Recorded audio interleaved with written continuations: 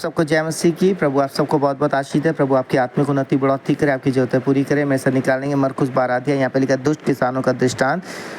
फिर वो दृष्टांतों में उनसे बातें करने लगा। किसी मनुष्य ने दाख की बारी लगाई और उसके चारों ओर बाड़ा बांधा और रस का कुंड खोदा और गुम्मट बनाया और किसानों को उसका ठेका देकर परदेश चला गया। फिर फल के मौसम में उसने किसानों के पास एक दास को भेजा कि किसानों से दाख की बारी के फलों का भाग ले, पर उन्होंने उसे पकड़कर पीटा और छूछे हाथ लौटा दिया। फिर उसने एक और दास को उनके पास भेजा, उन्होंने उसका सिर फोड़ डाला और उसका अपमान किया। फिर उसने एक और को भेजा, उन्होंने उसे मार डाला। तब उसने और बहुतों को भेजा, उनमें से उन्होंने कुछ को पीटा और कुछ को मार डाला। अब एक ही रह गया था जो उसका प्रिय पुत्र था। अंत में उसने उसे भी उनके पास यह सोचकर भेजा कि वह मेरे पुत्र का आदर करेंगे। पर उन किसानों ने आपस में कहा, यही तो वारिस है, आओ हम इसे मार डालें, तब मीरास हमारी हो जाएगी।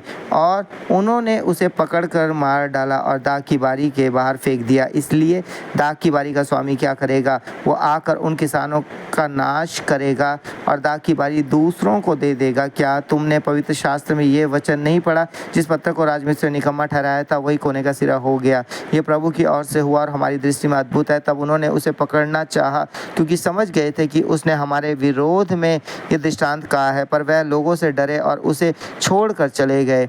कैसर को कर देना। तब उन्होंने उसे बातों में फंसाने के लिए कुछ फरीसियों और हेरोदियों को उसके पास भेजा। उन्होंने आकर उससे कहा, हे गुरु, हम जानते हैं कि तू सच्चा है और किसी की परवाह नहीं करता, क्योंकि तू मनुष्य का मुंह देखकर बातें नहीं करता, परंतु परमेश्वर का मार्ग सच्चाई से बताता है। तो क्या कैसर को कर देना उचित है या नहीं? हम दें या ना दें? उसने उनका कपट जानकर उनसे कहा, मुझे क्यों परखते हो? एक दिनार मेरे पास लाओ कि मैं उसे देखूं। वह ले आए और उसने उनसे कहा, ये छाप और नाम किसका है? उन्होंने कहा, कैसर का। यीशु ने उनसे कहा, जो कैसर का है वो कैसर को, और जो परमेश्वर का है परमेश्वर को दो। तब वह उसे उस पर बहुत अचंभा करने लगे। पुनरुत्थान और विवाह। फिर सदूकियों ने भी, जो कहते हैं कि मरे हुओं का जी उठना है ही नहीं, उसके पास आकर उससे पूछा, हे गुरु, मूसा ने हमारे लिए लिखा है कि यदि किसी का भाई बिना संतान मर जाए और उसकी पत्नी रह जाए तो उसका भाई उसकी पत्नी से विवाह कर ले और अपने भाई के लिए वंश उत्पन्न करे। 7 भाई थे।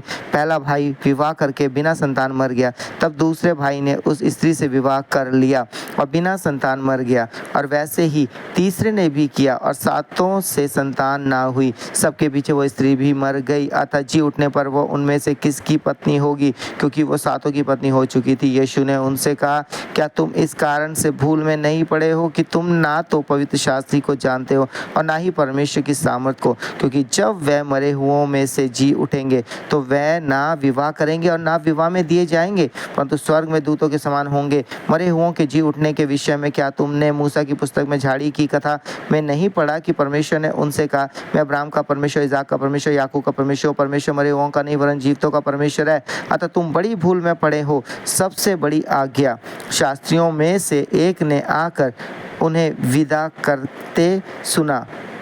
करते सुना और ये जानकर कि उसने उन्हें अच्छी रीति से उत्तर दिया, उससे पूछा, सबसे मुख्य आज्ञा कौन सी है? यीशु ने उसे उत्तर दिया, सब आज्ञाओं में से ये मुख्य है, हे इस्राएल सुन, प्रभु हमारा परमेश्वर एक ही प्रभु है, और तू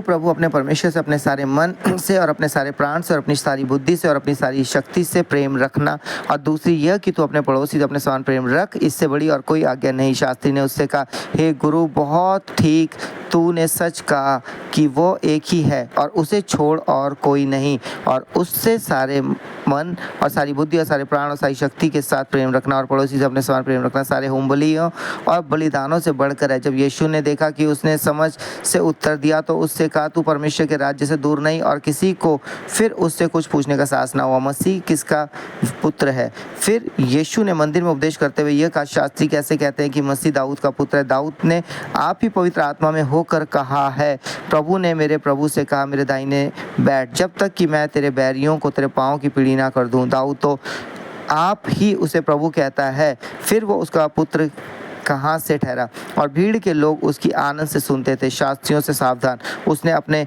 उपदेश में उनसे कहा, शास्त्रियों से चौकस रहो और लंबे लंबे चोगे पहने हुए फिरना, और बाजारों में नमस्कार, आराधनालयों में मुख्य मुख्य आसन और भोज में मुख्य मुख्य स्थान में भी चाहते हैं। वे विधवाओं के घरों को खा जाते हैं और दिखाने के लिए बड़ी देर तक प्रार्थना करते रहते हैं। ये अधिक दंड पाएंगे। कंगाल विधवा का दान। वो मंदिर के भंडार के सामने बैठकर देख रहा था कि लोग मंदिर के भंडार में किस प्रकार पैसे डालते हैं, और बहुत से धनवानों ने बहुत कुछ डाला। इतने में एक कंगाल विधवा ने आकर 2 दमड़ियाँ जो एक अधेले के बराबर होती है डाली। तब उसने अपने चेलों को पास बुलाकर उनसे कहा, मैं तुमसे सच कहता हूँ कि मंदिर के भंडार में डालने वालों में से इस कंगाल विधवा ने सबसे अधिक बढ़कर डाला है, क्योंकि सब ने अपने धन की बढ़ती में से डाला है, परंतु इसने अपनी घटी में से जो कुछ उसका था अर्थात अपनी सारी जीविका डाल दी है। सो परमेश्वर पिता पढ़े हुए चुने सुने कलाम के तरह सबको आशीष करे, आमीन। सो आइए प्रार्थना करेंगे। धन्यवाद दयालु प्रभु, आपके सम्मुख आते हैं आपके बेटे बेटियों ने जो वचन सुना, आप इन सबको बहुत बहुत आशीष करें, इनकी आत्मिक उन्नति बढ़ोतरी करें, इनके घर परिवार में कोई कमी घटी ना। आज का दिन इनके लिए आशीष दिन हो प्रभु। हर एक पति पत्नी के विचार का प्रेम बना रहे, उनके घर में आपका शांति आनंद बना रहे, कोई कमी घटी ना, उनकी जरूरतें पूरी करे पिता पुत्र पवित्र आत्मा की हजूरी के द्वारा प्रभु। हाँ प्रभु, जो काम करते काम को आशीष करे, आने जाने में सुरक्षा दे प्रभु। जो बिजनेस करते बिजनेस में उन्नति तरक्की दे प्रभु जी, और हर एक नुकसान खतरे से बचाए प्रभु। उनकी संतानों की स्टडी में मदद करे प्रभु। बंद द्वारों को इनके लिए खोल दे होली स्पिरिट गोस्ट फायर के थ्रू प्रभु। और आज का दिन इनके लिए बहुत बहुत आशीष हो यीशु नाम में प्रभु। आप इन्हें सुरक्षा दें, इनके घर के चारों तरफ सुरक्षा का बाड़ा होने पाए प्रभु। आप अपनी महिमा को ले प्रभु। पति पत्नी के बीच प्रेम बना रहे प्रभु। संतानों की स्टडी में मदद करें, इनके संतानों को आशीष करें, इनके रिश्तेदार सगे संबंधियों को आशीष करें। जो बीमार है उन्हें चंगाई दे प्रभु। पिता पुत्र पवित्र आत्मा की हजूरी के द्वारा अपनी महान गवाही के लिए तैयार करे प्रभु। आपकी हजूरी के लिए धन्यवाद, प्रार्थना सुनने के लिए धन्यवाद, सबको आशीष करने के लिए धन्यवाद। ये प्रार्थना यीशु के नाम से मांगते हैं, आमीन आमीन। सबको जय मसीह की प्रभु। आप सबको आशीष दे।